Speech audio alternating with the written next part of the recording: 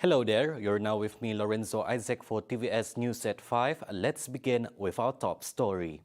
University Putra Malaysia UPM will be exploring new opportunities in the fields of research, commercialization, entrepreneurship and development workforce through collaboration with Business Events Sarawak BE Sarawak to strengthen, nurture and develop business events. Minister of Tourism, Creative Industry and Performing Arts MTCP Dato Sri Abdul Karim Rahman Hamzah, who was represented by his deputy Dato Snowdan Lawan, said the collaboration is part of UPM's strategic plan to boost industry and community network services. Additionally, this is also a strategic step to expand UPM's capabilities with the resources needed to organize high-impact conferences and exhibitions. Meanwhile, UPM Vice-Chancellor Dato Professor Dr. Muhammad Roslan Sulaimi stated that UPM is strengthening collaborations with synergistic partners in organizing conferences and business events, especially in Sarawak, to achieve the university's goal of improving the country's industries and society. As such, BE Sarawak's Chief Executive Officer Emilia Rosiman said BE Sarawak's support goes beyond helping planners to develop their events and wants them to make the most out of it. So far, 42 of the 84 scheduled business events held this year have generated 95 million ringgit in economic impact and created 6,572 job opportunities. Empowering the digital economy and developing digital talent were made through strategic collaboration by Malaysia Communications and Multimedia Commission, MCMC, and several local and global institutions. In a statement, MCMC said the collaboration with UniKL will be established through a micro-credential development program that will provide opportunities for adults, especially workers, to add value to their skills in order to remain relevant in their respective careers.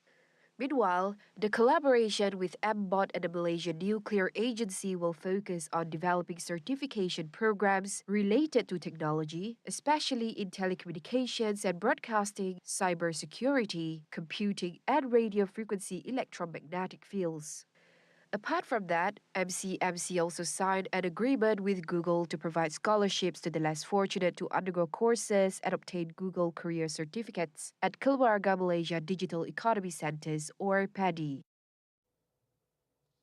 A new measure that was outlined in the BKSS 9.0 by the Premier of Sarawak, Datuk Patinggi Tan Sri Abang Johari Tun Openg, will allow contractors involved in public construction projects in Sarawak an extension of time, EOT, of up to a maximum of 6 months subject to the conditions stipulated by the respective agencies. As such, Sarawak Housing and Real Estate Developers Association, SHIDA, commenced the rolling of BKSS 9.0, which will facilitate the viability of government contractors to carry on with existing projects and thus minimize the number of sick projects statewide.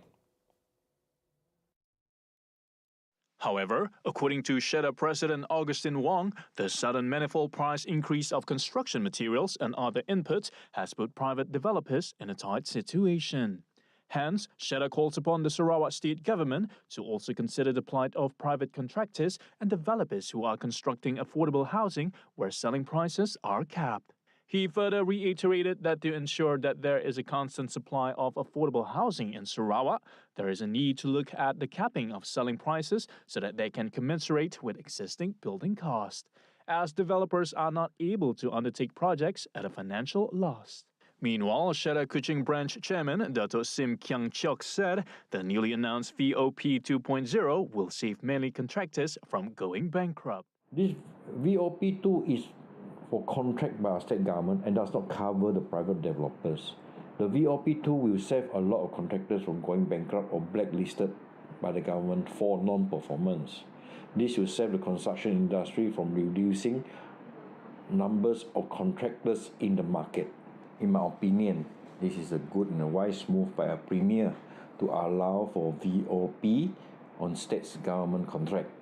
Rather than letting those contractors carry out the contract works with rising material costs, the Statistics Department has recorded an increase in most building material and will affect the cost of construction. If this VOP is not allowed, we might have many contractors giving up on the contract with the government as they are most likely facing rising costs that will affect the bottom lines. Our state government will then have to retender the works and most likely with more costs to the government and us, the taxpayers. Retender exercise will cost the government more time, and at this juncture, most likely the new price will be higher than just giving VOP. As such, it was announced that 15 additional materials for building works will be added to VOP 2.0. The state government is estimated to bear the cost of approximately 700 million ringgit for allowing the variation of price.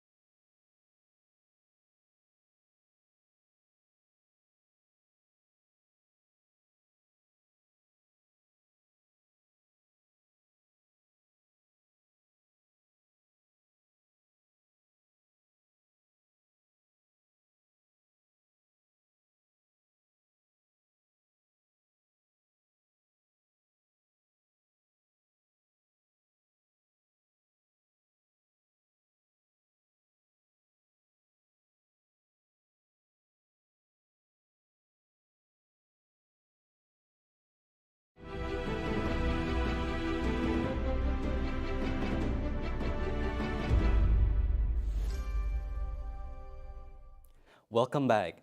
Sarawak will remain in its rightful place in the Federation of Malaysia as enshrined in the Constitution and Malaysia Agreement 1963, while being committed to the nation development and building. Alhamdulillah lah, kita sebagai anak Sarawak, saya anak Malaysia, masih dan tetap akan bangga menjadi sebuah nation sebagai Malaysia, dalam Malaysia, dan kita akan tetap akan bersama Malaysia, insyaAllah. He said this after officiating Kayohan Santai Merdeka 2022 program in conjunction with the National Day celebration held at the Satok constituency on Wednesday. Meanwhile, participants of the program expressed that the program allows them to foster ties among communities regardless of their background. Bersama-sama dengan berkumpul lah, semangat itulah yang kita dapat menghayati untuk program kemerdekaan kali ini, kerana dia sedikit sebanyak boleh menjalinkan hubungan kita dengan komuniti dan masyarakat lah tu ya. Sebab kita berkumpul beramai-ramai and then dengan rasa harmoni and then dapat menjiwai hari kemerdekaan itu. Kita dapat berkumpul bersama-sama tua muda dalam satu kawasan yang ni lah untuk sama-sama menghayati kemerdekaan. A total of 165 individuals participated in the event where they cycle a total of 5 kilometers around the Satok area. Malaysians are encouraged to fly the Jalur Gemilang flag as a sign of love for the country and the spirit of patriotism, thus symbolizing the nobility of a person as well as proof of the existence of an independent, sovereign nation. The spirit of flying the Jalur Gemilang flag should be present in all of us Malaysians, regardless of places and time. And especially today as we celebrate the 65th Independence Day of Malaysia. So join me as I ask every Malaysian on what does the Jalur Gemilang flag means to each and every one of them. Semua rakyat Sarawak dan untuk Malaysia amnya, saya sebagai peserta tentera, nombor tentera saya dahulu 1096038 ingin mengucapkan selamat menyambut Hari Kemerdekaan. Merdeka! Merdeka! Bagi saya Jalur Gemilang melambangkan kaum-kaum yang berada di sini dan 14 negeri yang berada di bawah naungan kerajaan Malaysia dan kita dimaklumkan kita hidup bersatu rumpun yang sama, satu Malaysia. Itu saja. Dan kita pernah dijajah dan hargailah erti penjajahan yang pernah kita lalui dengan semangat kemerdekaan. Itu saja. InsyaAllah. Jalur Gemilang. Menyebarkan Jalur Gemilang untuk menyemarakkan lagi semangat memperingati jasa-jasa orang yang telah memperjuangkan kemerdekaan tu. Memperingati jasa-jasa orang-orang yang sebelum tu lah yang apa nama memperjuangkan dan untuk mendapatkan kemerdekaan untuk negeri kita, negara kita lah. I think it reminds me of all the sacrifices done by our heroes, our leaders and all that. And I think it just every year it just reminds me of how hard they used to fight for the countries and for all of us to enjoy the independence today. Maksud mengibarkan Jalur Gemilang bagi kami orang sebenarnya di Sarawak tu, kami orang menyokong kemerdekaan 31 Ogos 1957 dan sebagai menghargai jasa-jasa pejuang kita dulu yang sanggup berkorban nyawa mati syahid demi negara kita yang tercinta. Bagi kita orang ngibar Jalur Gemilang tu maksudnya kita bebas dari jajahan and then kita menghargai jasa-jasa pejuang-pejuang kemerdekaan sebelum tu lah. So sepatutnya semualah digalakkan mengibarnya di waktu 31 tu lah. Dapat mencerminkan kemerdekaan kita untuk Malaysia lah. Mendapat ialah tiap tahun lah, macam siapa ada NGO kah, kerajaan kah, macam sebelum nak esok hari nak merdeka tiap malamnya mula sambutan bah. Mesti setiap tempat bah ibuh macam di Miri aja, semua tempat, semua daerah, semua kita mau beri semangat dengan anak-anak muda kan itu. Lah. Jalur Gemilang menandakan bahawa kita telah merdeka, and this year kita celebrating 65 years of merdeka. Tanggal 31 Ogos sangat signifikan, terutamanya kepada rakyat kita kerana kita telah bebas daripada penjajah. So kibaran Jalur Gemilang itu menandakan kita bebas, satu Malaysia, satu keluarga Malaysia. Syabas Malaysia. Pada pendapat saya, kemerdekaan itu sendiri bukan sahaja kepada merdekanya tanah air ni, tapi adalah kepada diri kita sendiri. Macam mana kita sebagai rakyat Malaysia untuk mempertahankan kemerdekaan yang kita dah ada sekarang ni, dan dalam masa yang sama kita nak mendidik generasi akan datang, terutama kepada anak-anak kita, dan seterusnya untuk memahami apa itu erti kemerdekaan dan mengekalkannya. An appreciation for our heroes who had died for us and for us to remember that we are Malaysian and that we are free. What a wonderful statement indeed. That is all from me. My name is Diana Jayasilan and with videographer Ricky Raza, report from TVS.